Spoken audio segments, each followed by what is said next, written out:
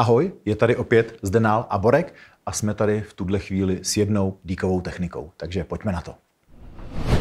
Další techniku, kterou pro vás máme připravenou, je z kodexu Wallerstein Folio 25B. Vyobrazeno je to, že soupeř je k nám zády, otočen, máme ruku na jeho ruce a dýkou máme zahákovanou nohu. To znamená, toto máme vyobrazeno. Jak jsme se do této krkolomné akce vlastně mohli dostat? Soupeř na nás útočí z vrchu, my blokujeme dýkou na jeho předloktí a levou rukou srážíme soupeřovu ruku. Tím dochází k lehkému otočení soupeře, vstupujeme vlastním těžištěm do soupeře a nadzvedáváme jeho přední nohu. To znamená toto. Jaké tam jsou nějaké jakoby klíčové body, čeho se držet?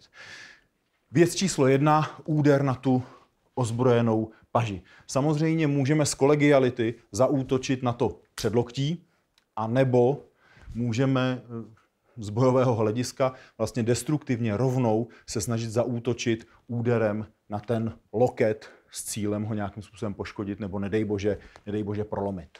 V momentě, kdy se toto stane, tak se vlastně ramenem navážíme na soupeře, aby jsme ho vyosili, aby jsme ho dostali z těžiště a tím pádem máme možnost nadzvedávat soupeřovu nohu.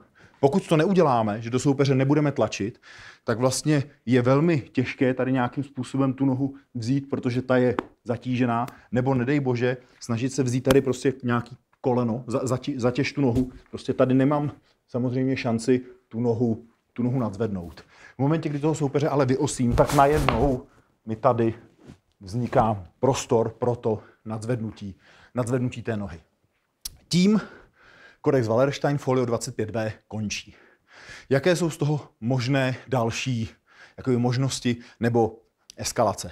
Tak samozřejmě jedna je ta asi úplně nejvíc předpokládaná, to znamená, dojde-li k tomu, že se mi podaří soupeři nadzvednout nohu, tak samozřejmě pokračuju v tom pohybu nahoru a v pohybu vpřed a soupeře házím na zem.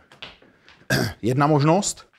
Druhá možnost, samozřejmě soupeře můžu házet, když už mám nadzvednutou nohu, i jiným směrem, než jenom dozadu. Můžu třeba začít rotovat a hodit ho přesně na opačnou stranu. To znamená zase vykryju, odstraním ruku, zatlačím do soupeře, vezmu si nohu a v tuhle chvíli zarotuju tím druhým směrem. To znamená, soupeř nám odletí na druhou stranu. Jedna z možností. A třetí, řekl bych, taková jakoby nejvíc destruktivní pro našeho soupeře možnost je, že pokud provedu tuto techniku a dostanu se až do toho nadzvednutí nohy, tak v tuhle chvíli přední nohou předstoupím před soupeřovu nohu a provedu tady takzvané německé Haken. To znamená, je to vlastně podtrhnutí té stojné nohy, v tuto chvíli této, a soupeř vlastně padá na zem, na obličej. Takže dochází k takzvanému orazu soupeře o zem.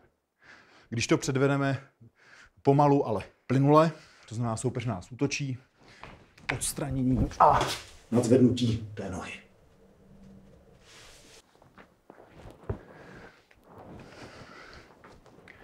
Tolik kodex Wallerstein Folio 25B. Jsme na konci. Pokud budete mít nějaké připomínky nebo dotazy, a předpokládáme, že na díky a na nože těch připomínek bude mnoho, protože je to něco úplně jiného než moderní sebeobrana, tak dole pod videem, když budeme vědět, rádi vám odpovíme.